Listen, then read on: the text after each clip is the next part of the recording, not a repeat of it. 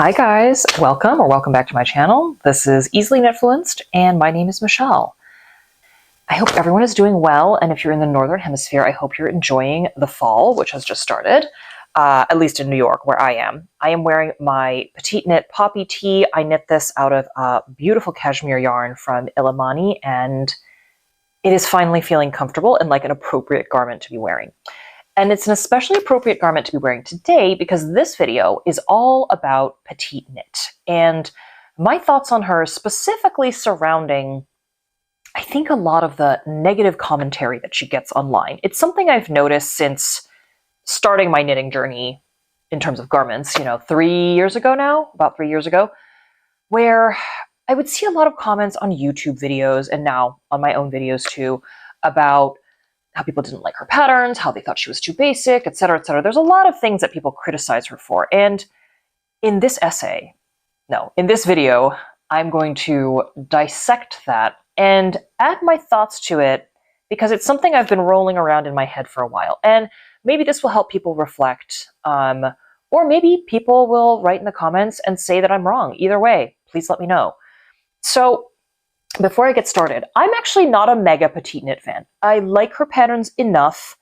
Obviously I knit a bunch of them. I sometimes have them on my needles. I think some of them are really beautiful, but I'm not one of those people who's got 3 or 4 of them on the needles at any one time. So I'm not a mega fan. I think she does great work. I don't think all of her patterns are that interesting, frankly, at least for me. But, this is just to say that I'm not coming at this from the objective of I want to stand PetiteKnit and I think she's the best thing since sliced bread, So I do think I have maybe some measure of objectivity here. I mean, hot take, I don't even think she's the best pattern writer. I think there are better writers out there. So anyway, with all that said, I'm just laying the groundwork here because I don't want people to come into this thinking, oh, Michelle just loves PetiteKnit so much. Of course she would say these things. So I do have some measure of objectivity. So I want to get into this because PetiteKnit, if you don't know, is a prolific and huge designer of knitwear patterns. I think she's really been a pioneer in this space in terms of kind of cornering a market of, I guess, what we would now call the online knitting world. Maybe that's the right way to put it. And it always surprised me how much hate she got because I feel like there's other large designers out there that I don't see those kinds of comments about. Say, someone like Asari Nordland, for example, also prolific. I mean, she's a machine. She's like constantly creating new patterns. She's got a huge catalog, like all of that, and also has a very unique style. I don't really see the same kind of ire pointed towards Sari versus PetiteKnit.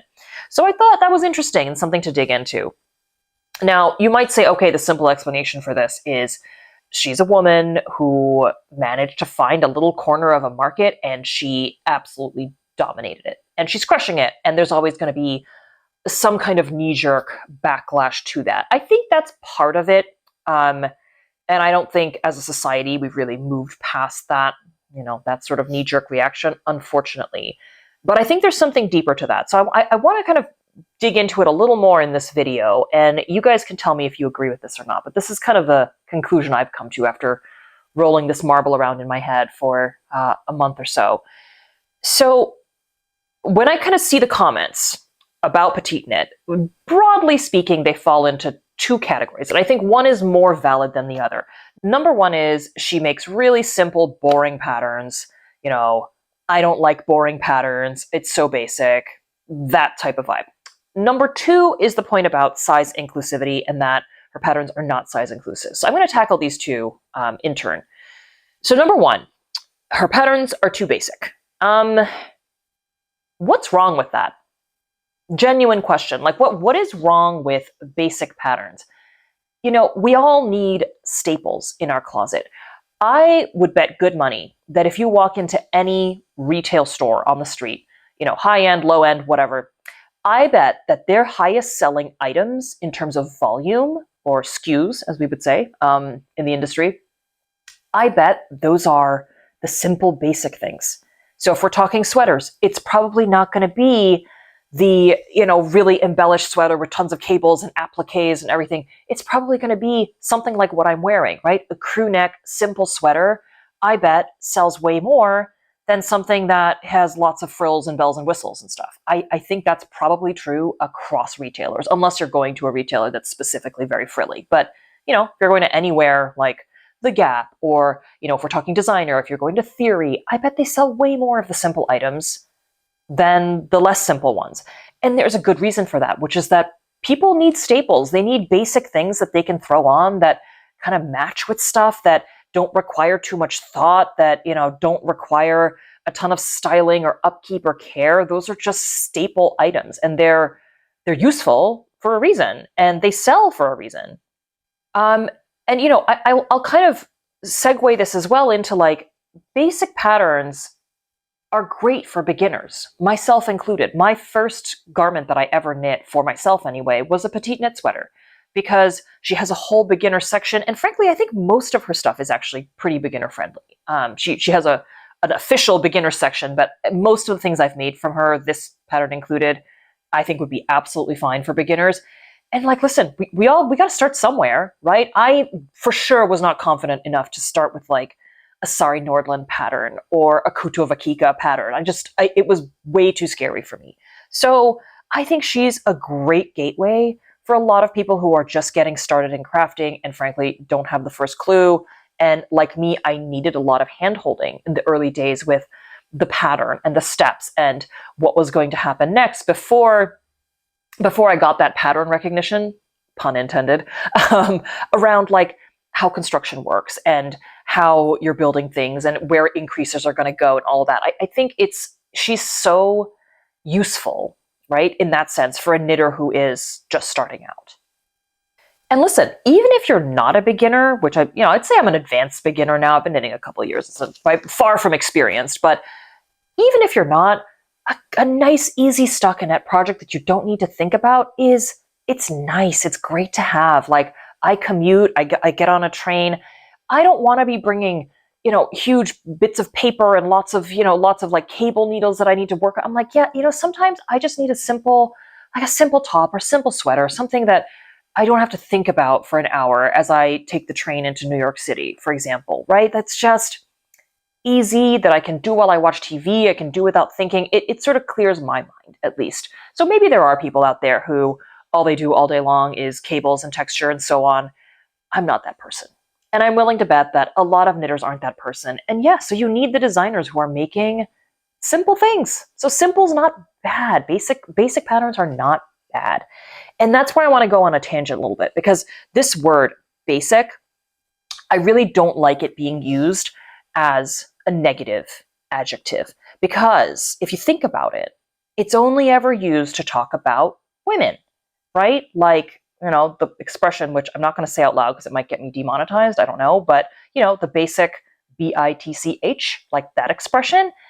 And it just became this negative adjective over time to apply to things that a lot of women like. So things like, I don't know, Ugg boots, certain designer handbags, like a lot of us have those things because they're awesome. Like, sorry, I like my feet being warm and I like sturdy handbags. I mean, sue me. And here's the thing. You never hear that adjective applied to anything that's related to men. And so that really rubs me the wrong way. That commentary of like, oh, it's so basic. Oh, she only does really basic stuff. I'm like, okay, I don't like that word. You might say it's like the pattern's too simple for me. It's not challenging enough. But the word basic as a negative really rubs me the wrong way. And I think this is ironic, especially with regards to men, because I work in finance in New York. If you see how these finance guys are dressed, I mean, you could have rolled them off a conveyor belt. They all look absolutely identical, and I'm pretty sure they all shop at the same 4 or 5 brands. So I find it really ironic that that word is never used to describe anything that men do as a group. But suddenly, if women like a certain brand or they like a certain handbag or something is really popular among women, then it becomes a negative. You know what I mean? I don't like that. So that's my tangent on the word basic. So I always have my hackles go up a little bit when I see that in comments. I'm like, don't like this. So anyway, basic is good. PetiteKnit sells staples. The other thing I hear here about the basicness of it, which is sort of related, is this pattern is so simple, I could make it. Okay, so make it, right? Like, that's like me getting mad that, Starbucks is making money by selling me a $7 latte when I could make lattes at home. Like, what I can do at home or not is irrelevant, right? Like, PetiteKnit, she sells convenience, she sells ease. Again, pun intended. She sells, you don't have to think about this. You don't have to worry about, how big you're going to make this scarf. Just like get your needles, relax, and have fun with the knitting. And listen, I, for one, am here for that. I think, listen, could I come up with the Sophie scarf myself? I mean, yeah, like, if you sat me down for a day and said you have to design something like this, you're like, okay, well, I'll try out a couple things and maybe do a little math. I can probably figure it out, but I don't want to. I don't want to figure it out. And clearly, I'm not alone, because if you look at the Ravelry page for the Sophie scarf, there's 35,000 projects on there, and that's probably only a fraction of the people who actually bought it, because if you're like me, you buy a pattern and you never put a project up, which is one of my toxic traits. It's a key flaw of mine. But anyway, what I'm saying is, I'm obviously not alone in thinking like, yeah, it's a simple pattern, but still, I don't want to think about it. I want the convenience of somebody else having done the thought, and then I can just do the fun part, which is the knitting. Just like I go to Starbucks, somebody else has done the work, and I don't have to do the work of bringing a hot coffee with me all day and preparing it and having it in a cup that I need to carry around like for the rest of my day. And I can just have my coffee at Starbucks. So yes, I can make it at home, but in this instance, I don't want to. And look, if you are somebody who wants to make that pattern yourself, go for it. Nothing's stopping you. Nobody's forcing you to buy this stuff. Knock yourself out, become your own designer. That's what I say. And I don't think it's any knock on her to be designing these simple things, because obviously there's a market for them. If there's a market and people will buy them, she's going to keep doing it. She's a business person after all. So, I don't think that's a valid criticism, personally. Now, where this gets tricky is category number 2 of criticism, which is the size inclusivity part, right? Now, I'm going to put this out there because I know people will comment. They're going to say, what do you have to contribute to the size inclusivity, conversation? You're not plus size. You don't know what it's like to not be able to buy clothes or not have things that fit you. And I'm going to issue a correction here, because I do know what it's like. I grew up, if you don't know, I'm half Japanese. I grew up in Japan for a lot of my childhood, and actually in a lot of my formative years in high school. So I was there from when I was 14 until I graduated high school. And I know very well what it's like to not be able to shop for anything in a country. I am 5'8". I've been 5'8" since I was like 13, 14. So, by the time I went there as a teenager, I was already taller than literally every Japanese woman. I was taller than a lot of the men. I'm also heavier than a lot of the men. So forget women's clothing. Like, a size 0 is an average there. The women are tiny, and even men's clothing was a lot of times too small for me. So I know very well the feeling of nothing here is going to fit me. None of this stuff is gonna work for me. I can't buy clothes anywhere. I know that feeling very well. So I'm not saying like, no, listen, I live in the US now, so obviously it's different now. But I do have a little bit of experience, and bear in mind, this was the early 2000s, so the peak of like toxic diet culture, horrible body image stuff. So I know very well like what that feels like. I was very fat and large in Japan. Like that's the culture there. So get that out of the way.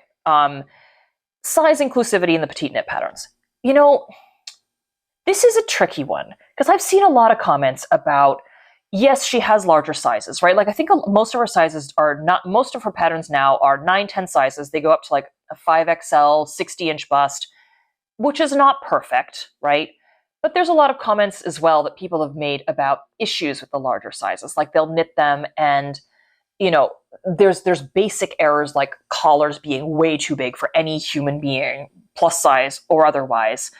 And that there have been questions about, does she even test for the larger sizes? Like, that's how off they seem to some of the commenters I've seen. So here I'm like, if that's true, if it's true that she isn't properly testing the larger sizes, then yeah, I agree. That requires improvement. That is something that there should be real grading, tech editing. It's not as simple as, well, let's just add some increases and, call it a day. You probably need I forget what it's called, but like probably need a couple blocks, right? So like, block one being kind of like extra small through probably my size, like large, and everything above that needs to have like almost a different, not a different pattern, but a different sort of shape, because it's not like you could just make this, like the garment I'm wearing now, like proportionately larger, like 20% larger for each one, and then just have it fit everybody. I don't think that's how it works. So yeah, you probably need two kind of base patterns if you're doing true size inclusivity, maybe more. So if that's true, then yeah, that sucks. That's not fair. And as a designer that's that big, like, yeah, maybe there should be more effort there. I mean, I get like in the fringe sizes, you're probably just not going to have as many testers most likely. And I think that's true of the smallest size too, is people tend to cluster in the average sizes, right? So you're going to get a lot more testers for that. And then maybe you're not going to get 10 different testers for your 5XL. True. I think that's all true. And, a valid defense if she was here and talking about it. But yeah, listen, I think there's absolutely room for improvement. It's not perfect. I do think she's made strides, right? Like if you compare her very early patterns to now, there's way more sizes. So there are options, even if they're not perfect. But what I would say here is like, are complaints valid? Yes. And will they do a lot to change things? I mean, maybe, but I think what makes the most change in this is just, it's the dollars talking, right? If petite knits, like, plus size stuff just isn't doing it for you, and you make a couple of the patterns, you don't love it, money talks. So support some of those creators that are way smaller that, I'm sure a lot of you guys do this already, right? Like there's Jessie Made. I know Brooklyn Tweed seems to have a good plus size selection. I heard good things about Skandier Knits. Lily Kate France apparently does a lot of really intense grading. So I feel like there's so many other options out there, is what I'm saying. And so instead of, I've seen people try to get others to boycott Petite Knit because, the size inclusivity just they feel isn't up to scratch. I'm like, I just feel like you would affect way more change by actually bigging up and buying the patterns of people who do make a difference, and do actually do the work and are known to have really great plus size selections. So, that's my sort of, I guess I have a fairly balanced view on this. I don't think it's perfect. I think there's room for improvement. But at the same time, I'm like, I think your time is better spent rather than like trying to, haul Petite Knit over the coals and get her to like a state of perfection, is to kind of follow the groups that are already doing that and support them. And hopefully they'll be huge creators one day and they can like, eclipse Petite Knit. That would be awesome. So that's my 2 cents on that. And here's the other thing. I do think a lot of this, frankly, is down to designer bias. Like, say if I were to become a designer, I would probably end up designing mostly things that are top down and for people who have broad shoulders and are tall and have long torsos, because that's my bias. That's like my body type. It is the garment I know best. And like, of course, would I tech edit and grade and make things that are for shorter people and petite people and plus size people? Yes.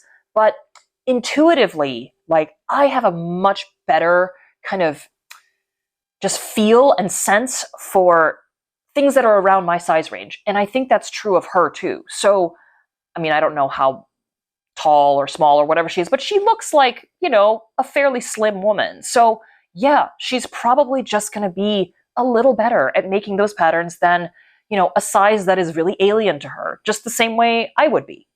And so, I think if a designer's not working for you, that's totally fine. There's plenty of designers that don't work for me either. Like, and that's the beauty of Ravelry. You can go support somebody who's just published their first pattern. You can go support Petite Knit. Your dollar is the same either way, but it's going to count more for the one who is just coming up. I also think we can aim for improvements. I don't think trying to go for perfection in this space is realistic. And I'll tell you why. Because I don't think that even the giant retailers out there, with all of the money and all of the resources and frankly all of the exploitation of cheap labor that they do, not even they can produce things that fit everybody. And I say this as somebody, I can't find jeans that fit me, that are comfortable. No matter the price point, no matter the retailer, like jeans are just an absolute mystery to me. I'm like, how can all of these different jeans in different cuts, in different sizes, be so equally uncomfortable on me? So I'm like, listen, if all these various designers from super cheap to very expensive, like if they can't get that right, I think it's a lot to ask an independent knitwear designer, any independent knitwear designer, not just PetiteKnit, I mean anyone, Ozetta, like all of these groups, like I think it's a lot to ask them to surpass and somehow reach a stage of perfection that a much more established, much richer, much more fully resourced, world of retail fashion still has not accomplished. I think that crafters of all sizes should be able to make things that, fit them, that are beautiful, that they enjoy making, that they enjoy putting on their bodies. But I think aiming for perfection in this and having every pattern turn out exactly the way you want and, be the perfect fit is really tough and is going to lead to a lot of disappointment. And I know this because I'm not plus size, and even for my sizes, I look at my fails video. There's so many things I've made where I'm like, this is just not it. Like, I mean, the pattern I might be on gauge, but there's so many things that are off about this.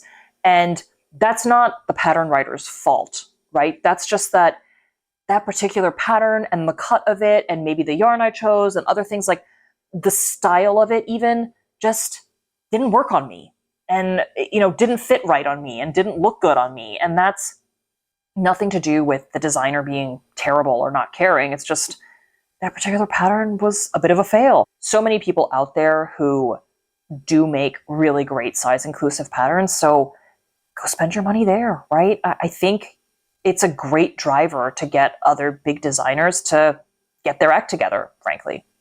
So that is my little expose on my thoughts about PetiteKnit. I would love to hear your thoughts. If you have knit for her, if you've test knit for her especially, I would be really curious, like especially the larger sizes, what was that experience like? If you have knit one of her patterns in the larger sizes and had good or bad experiences, I would love to hear about it.